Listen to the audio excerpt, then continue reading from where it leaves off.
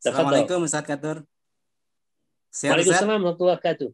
Alhamdulillah, masya Allah, barakallahu fiik. Masalah bekam antara bekam tusukan dan bekam syarto. Jadi beberapa teman di PBI mengatakan bahwa bekam tusukan itu adalah bagian dari syarto juga karena ada istilah tentang mikro syarto.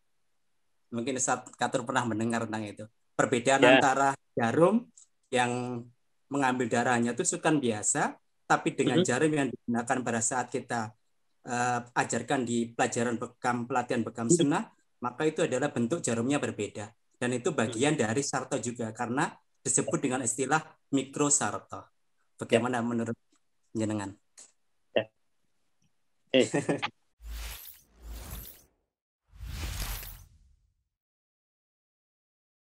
Tafadhol Ustaz. Istihad memang beraneka ragam dan itu bagian dari istihad, ya. Yang kita pertimbangkan bukan pada al-ism, tapi mawaro al-ism. Bukan penyebutan, tapi di balik penyebutan itu ada apa? Ya. Maka kita kembali kepada hadis Rasulullah, syartah mihjam. Itu secara ilmu riwayah memang harus ditelusur dulu makna syartah itu apa. Secara umum Anda sampaikan ya bahwa syartah itu bentuk menggaris seperti hyphen, seperti kata tanda sambung.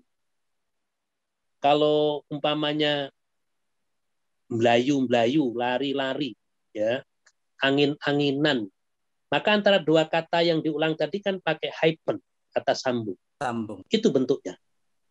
Ya. Kalau kita memotong satu kata yang panjang pada akhir baris akan habis menyembunyikan, ya, maka kita potong menjadi menyem, hyphen, ya. Akan beda seandainya itu menyem hyphen dengan menyem titik. Karena menyembunyikan menjadi dua kata. Ya. Maka logika itu akan menjadi sebuah logika yang disebut dengan bukan ism. Terus disebut dengan mikrosartoh. Aku juga bingung ya.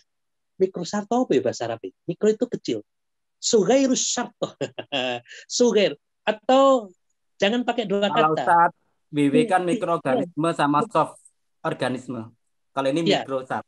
Mungkin nanti dalam bahasa Arabnya, karena kita pendekatannya hadis, ya, bukan pada pendekatan bahasa menurut kebutuhan atau bahkan bisa diolah alik pada zaman sekarang, nanti jadinya bukan syartoh mejam, tapi suraitoh.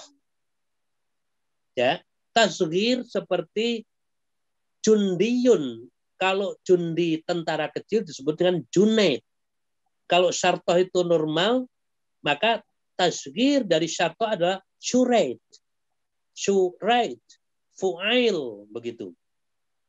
Maka kalau seandainya kita melakukan pemaknaan terhadap hadis itu sesuai dengan kaidah-kaidah bahasa Arab, ya, seperti tasghir tadi, maka akan lebih ketemu daripada kita menggunakan sebutan yang kita paksakan dengan mikro atau makro. Ya. Tapi kalau itu dianggap sebagai bagian dari istihad, ya monggo aja. Ya. Yang pasti ketika kita memenai hadis itu bukan dengan sesuatu yang tidak linear. Maka linear memahami hadis itu ya dengan ilmu riwayah. Ilmu riwayah, objeknya matan hadis bahasa opo, itu bahasa Jawa, bahasa Arab. Maka orang yang memahami matan hadis sesuai dengan kaidah tuntutan ilmu alat namanya ilmu riwayah, ya butuh ngerti bahasa Arab. Itu. Nah kalau umpamanya tidak ngerti bahasa Arab kemudian mengisi pemaknaan terhadap matan hadis, ya anak hanya takut aja bahwa nanti akan terjadi pemaksaan terhadap sabda Rasulullah SAW, ya, yang itu nanti menjadi takdzib. Efeknya tidak sederhana loh, bahkan kita bukan sekedar mengolak-ngalik kata itu cocok apa enggak, kemudian dianggap cocok secara pribadi, tapi tidak memakai kaidah ilmu yang dibutuhkan dalam membenahi hadis Rasulullah Shallallahu Alaihi Wasallam. Jangan-jangan Anda tidak membuat sebuah judgment, ya. Jangan-jangan itu nanti masuk ke dalam mengkadzaba alayya muta'ammidan. Kata-kata muta'ammidan itu bentuknya tafa'ul. Tafa'ul itu kalau dimaknai dari ilmu wazannya, itu memaksakan diri loh ya. Luas banget kan ya. Muta'ammidan. Jadi bukan amadan, beda. Amadan sama, sengaja. Barang siapa yang membuat kedosaan atas diriku, itu sebenarnya juga sudah pas. Ya, dari segi maknanya maksudnya. Sengaja. Kalau muta'ammidan itu sengajanya itu betul-betul gitu ya, muta'ammidan. Ala wazn tafa'ala, ya. Maka tatobaba itu juga wazan tatoba. Siapa yang memaksakan diri mengobati padahal dia tidak punya ilmu? Nah, itulah wazannya tafa'ul, memaksakan diri. Maka perlu kita juga mungkin sedikit mewanti-wanti diri kita supaya tidak terjebak kepada efek dari sebuah pemaksaan sesuatu yang sebenarnya kita juga mungkin belum punya kapasitas ilmu alat maksudnya untuk memenuhi hadis itu. Maka untuk linear sartoh itu dengan penggunaan sartoh akan pakai pisau ya atau apapun yang menimbulkan efek garis ya, seperti tanda sambung. Yang linear kebalikannya mafhumul mukhalafah ya. Mafhumul mukhalafahnya adalah yang tadi mungkin lebih dekat dengan makro itu satu titik yang menggunakan jar. Ketika memang bentuknya satu titik, yang itu satu titik menjadi efek dari tusukan, yaitu mungkin bisa diamami sebagai mafhumul mukhalafahnya dari syartoh gitu. Itu baru bisa sebanding untuk membuat sebuah kesimpulan yang linear.